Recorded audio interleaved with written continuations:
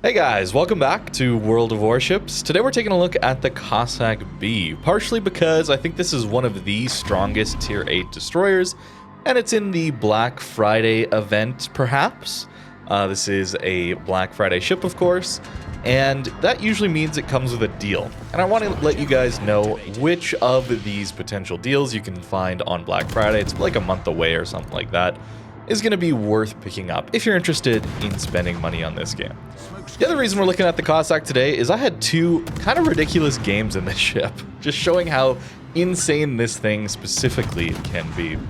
This is, of course, a tier 8 British DD, and normally that comes with a heal on these destroyers. That's one of the reasons that I like to recommend them to newer players. They come with these really fast-acting smokes, which allow you to do things like this, where you can just smoke up really quickly, get some burst damage in on an enemy battleship or someone pushing in, and they don't last so long that by the time they turn away and they're out of your effective range that you're just wasting a smoke, but they're just long enough that you can get some decent damage in, and you have a lot of them. It's a massive strength of this line.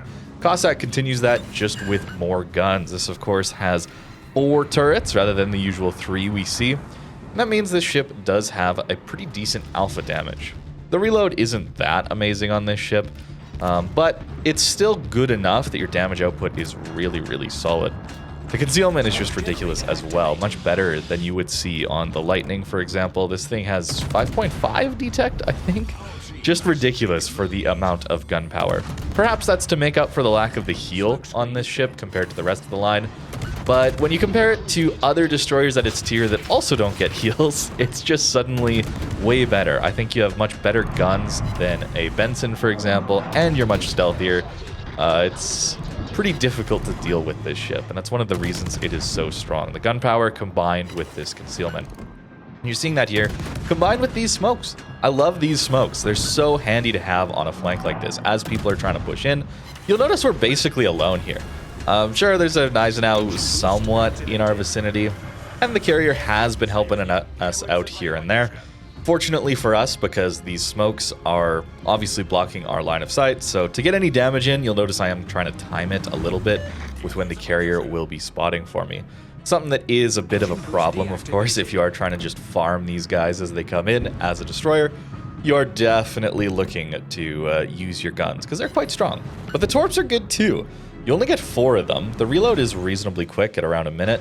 But yeah, only 4 of them. They have decent range, and their damage output, as you can see, is pretty good, as we do like 24k to that Z10 there. It's very, very difficult to push into one of these things. I'm not sure why we outspot the Kagero so badly here. Like 6.5 kilometer detect. Maybe he's just grinding the line starting out. Doesn't have concealment yet, but that's a pretty extreme example of what this ship can do concealment-wise. But otherwise, we probably spot him at the same time he spots us. He gets a 5.4 kilometer detect at his best, and ours is 5.5. And obviously, we have way more health, and we easily can outgun a Kagero. It's just very, very strong, guys. It's a very strong ship. So if you are a DD player and you haven't picked up the Cossack, if you really do enjoy those British DDs, I think you're going to enjoy the Cossack. This thing is just amazing. You can cap contest with it, you can stall out flanks, you can farm with this thing, you can go spotting. That's in fact what we're going to look at our second game with this ship. I get around 200,000 spotting damage in a Cossack.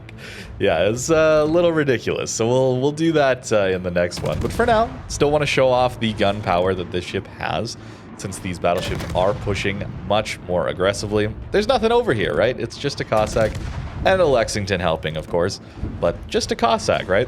We're on 6 fires at the moment. It's a decent number, but given the fire chance on these guns, I would expect maybe a little bit more than that, actually.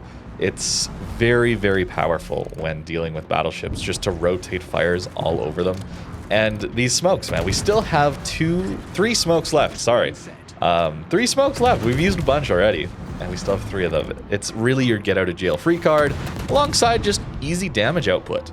These smokes are really, really good, and again, one of the reasons I like to recommend these British DDs to newer players looking to start out on destroyers. These smokes are just so beneficial for newer players.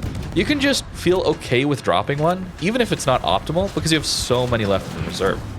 Where if you use it on an American DD, for example, they last so long that you really have a lot of downtime, and you do want to make use of them you want to optimize them. That's what I want to say, basically. Whereas these, you can just use them. It's really, really nice and new player friendly. The Hydro, of course, too. Personal Hydro, not anything like an aggressive Hydro to scout out enemy DDs like a Z52 might, but that's fine. Having a Hydro like this just means if you think there's Torps potentially coming around with the DD in your vicinity, just use the Hydro, and it gives you a lot of early warning. Probably not going to take Torps in these things, which is very, very handy. And of course, the main line has the heal, which this one doesn't. But this ship has more guns, and really the concealment is kind of ridiculous on this one. I think that's going to be a little more impactful as you get a little better at the game. But even still, having concealment not being detected first is very, very nice for newer players as well. So if you are thinking, grinding the UK line and I want a premium for it, potentially, this is a great option. I am going to single launch these torpedoes since the normal narrow spread, quote unquote, is a little bit wide. You want to maybe sometimes create your own wide spreads, or narrow spreads, sorry. But you got to remember to shoot all the torpedoes here. I actually double clicked on that last one, and that actually doesn't work. You do have to deliberately click very slowly. There is a delay there that you have to deal with, because if you leave one torp in the tubes there, it won't start reloading any of them. Very important you shoot them all at once. And we get another hit. Very nice. Take out one more battleship. Up to 120k now. Pretty decent damage output. 12 fires at this point. It's really powerful, this ship. I really do enjoy it. And in this game, we did have a pretty good team that managed to basically steamroll the other side of the map. You'll notice that our flank here, where we were just stalling out this enemy team's push, we did just fine. We didn't really have to deal with the carrier, fortunately, or the enemy destroyer too much, so we did get pretty lucky in that sense, but still. Cossack can do a pretty solid job. Against cruisers, though, it is a little bit harder to deal with them. The floaty shells means not as easy to hit these enemy cruisers, because we are aiming for the superstructure. On battleships, it's easy, because battleships have just such massive superstructures, and they're so slow. Very, very easy to get damage out on those guys. But on cruisers, it can be a little bit more difficult. So in this case, we do a decent job since he's reasonably close, but we're not really looking to pick open water fights with a cruiser around. I'll maybe do it against some battleships here and there, but if there's a lot of them like this game, I will just use this slowly disengage, fighting retreat style with these smokes, because they're just so useful in that case. Decent amount of damage, 124. On to the next one though, 200k damage. There's a bit of tactics involved with getting 200k spotting damage. Sorry, not 200k damage. We're going to do some good damage in this game too. Don't you worry. But the spotting damage, it's very, very important. This is more just a universal DD thing, I guess. You can do this in anything. But when there's no carrier specifically, you as a destroyer are wanting to spot the enemy team for your teammates to shoot at. Obviously, you can't control what your teammates are going to do and the damage they're going to get on your spotting. So it's not going to happen every game, but in this game we had some decent teammates that did manage to get some good damage output. You're going to notice I'm just pushing up over to the enemy's half of the map. This is a pretty aggressive position on this flank, and we're worried a little bit about what enemy DD is over here. Specifically the Gearing and the Kitakaze. I know I can take a Benson just fine, but the Kitakaze has some pretty decent DPM as well. And the Gearing too. They also have much more HP than I do, so something to worry about. Higher tier DDs, little concerning. But we do outspot them, which is great, and these smokes are awesome to have just as a get out of jail free card, really.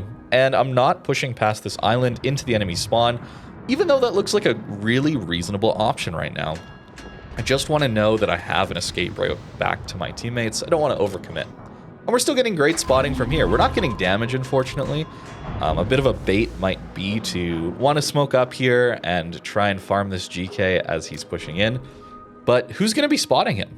Most of my teammates are farther to the north, and this guy's still kind of tucked in behind this island next to this San Martin, who has a 9-kilometer radar, by the way.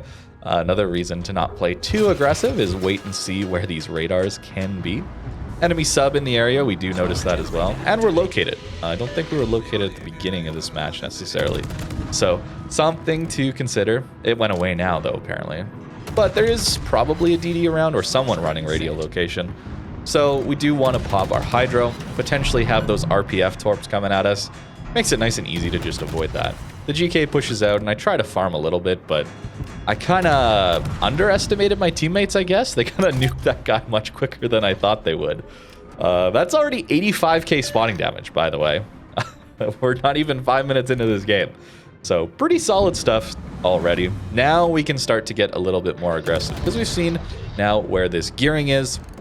And I don't really think there's someone to the south of me here going to spot us as a destroyer or maybe get into a fight here. I think I have a pretty clear line to the enemy's backlines. The problem with doing this, though, specifically with airship escort, is what happens if the enemy team just gets into our cap and stalls it out indefinitely? That's a potential issue here. So we're going to have to act a little bit quicker than we normally would in like a standard battle game. We still need to protect our airship and get it to the destination, even if we do manage to kill the entire enemy team.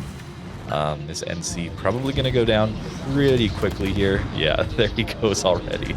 Oh, we've only done 10,000 damage. Not much, but nearly 100,000 spotting damage. That's really, really powerful and is going to help our team out quite a bit. I'm going to skip forward here just a little bit further. I should have mentioned briefly that we did see the Kitakazi as well now. So we know where their enemy DDs are for the most part. And that allows me to just play here, keep this San Martin permanently spotted. We even launched some single launch torps in towards his position and managed to take him out, which feels pretty good as well. These single launch torps can be very good against ships stalling on islands, especially if they're bow in, for example. But in this case, we did have his broadside. And still just waiting. Still just a waiting game. Waiting for my team to pick up some more of these kills. And I'm debating whether I should go back at this point. But 160,000 spotting damage already, guys. It's a lot, man. It's a lot. Smoke up to try and farm the Schlieffen, assuming he's going to stay spotted. Like I was mentioning earlier, you do have to make sure someone's going to spot for you if you're going to smoke up. Otherwise, you're just letting those guys get away for free, right? That Schlieffen going dark means the rest of my team can't get any damage out on him. And of course, their damage is going to be much better than my small little DD guns, even though they're pretty good guns. Battleships, cruisers, all of them have much more DPM or alpha damage potentially on these guys. So bit of a mistake here, perhaps, to try and smoke up and farm here. But I was feeling like I wanted to get some damage out since we only had 20k damage so far. Not very much, but 165k spotting. That's what we got to focus on in this one. Kremlin's starting to push up as well now. And our team has taken the channel, which is a very, very strong position to take. And I think that's helped out by our control of just this endpoint given by our spotting that we've been doing specifically. But they have to go through that middle channel if they want to continue to stall out our caps. So not going to be the easiest thing to do for the enemy DDs that are in there. And if their battleships decide to push into there as well, that's going to be very difficult to deal with, given that we have so many forces here. They're probably going to push around their spawn side like they are here. This Kremlin, for example, pushing up around this island. And again, we launched the single launch torpedoes. We see his damage control, by the way. It's a very good sign for us. So we get the instant fire. I complain about this in battleships all the time. It's so annoying when you use your damage control and the first HE shell that hits you puts a fire on you right away. I know this isn't like, I hate realistic arguments because it's just such an arcade game, but if we're putting out a fire, aren't we using water to do that? How are we relighting the same spot right away after we just dumped a bunch of water, right? Obviously, not a realistic game. It is an arcade game. That's fine, but it is annoying. So we do manage to take out the Kremlin, though, with, again, those single launch torps, having a pretty good time with them in this one. And we did get the Combat Scout achievement. I think our spotting was more than enough for such a long time. It just took a while for us to actually get the required normal damage you're going to deal to someone to get that medal. So very nice to see. And then we see the Kitakazi, and we do 4,500 damage in that salvo. And the next one does, what, 3.5? That's big hits, man, especially when he's doing like 1,000 back to us. Sure, his reload is better, but the alpha damage on Cossack is just filthy. Combined with the concealment, I've tried to deal with a Cossack in things like a gearing, for example, and I found myself getting out-traded a lot of the time, just because the alpha damage is so nuts Combined with the concealment, he always gets the first shot. Assuming it's like an open water engagement, right? Not like this where we're popping out of a smoke. We did get our help from some of those battleships, but we still did over 10k to him in that short amount of time. Cossack's no joke, man. If you're higher tier gunboat DD, you still gotta respect this thing. Dealing with the enemy sub here, barely managed to dodge the shotgun attempt. And that's us winning this game with just shy, maybe I lied to you guys, just shy of 200,000 spotting damage, but rounding up, I think that's close enough. That's pretty insane for a little tier 8 in this game. 4 kills even, almost got ourselves a Kraken. And look at that base XP. Spotting's rewarded, guys. Seems to be rewarded much more now than it was in the past, which is nice to see because as a DD player, especially low tier DD player, you're going to want to do that quite a bit. That's going to be a lot of battle impact that you're going to get. As for the build here on the Cossack, it's a pretty standard build for these British destroyers, which is nice. It means that you can use it as a DD premium trainer, and it goes pretty well. We're taking full gun reload on this thing right now. Personally, haven't taken Superintendent, but you would want to take that on the normal British line just because of the heals. It's so powerful. I'd probably give up 2 of these skills here. Probably give up the turret traverse. I didn't know what to do with the last 1-pointer. And I probably would either give up priority target or demo expert, depending on which you're feeling comfortable with. The fire chance is already 10%, so you give up 1% there, and you gain the extra healing on your normal DDs. That's probably fine. You notice the shell velocity means we probably don't need range mod is the idea. And a lot of our damage comes through using our smoke screens, so Fearless Brawler doesn't actually give us a whole lot. So yeah, personally, I would give up priority target and grease the gears to gain the extra healing, but demo expert, grease the gears for extra healing would be the way to go on the normal line anyway. But if you're doing specifically Cossack, I don't think you need more smokes or speed boosts or hydros personally. I would rather get the little bit extra damage out of demo or the comfort from priority target. That's why I've done that. But it's still amazing, even if you don't have a full 21-pointer. 19 points, 18 points, it does very well still. Upgrades looks like this. Very standard since we don't have the propulsion mod here. You'll notice I'm always taking propulsion mod on a lot of ships just because the maneuverability is so nice to have. These things just have it built in, so we can take steering gears. Very nice to have. Aiming systems, because damage coming from these main guns, of course. The alpha damage is pretty nice. Fire chance, also very good on these things. It's a really comfy DD to play, honestly. The reload feels a little long. The shell velocity feels pretty bad, but 5.5 detect.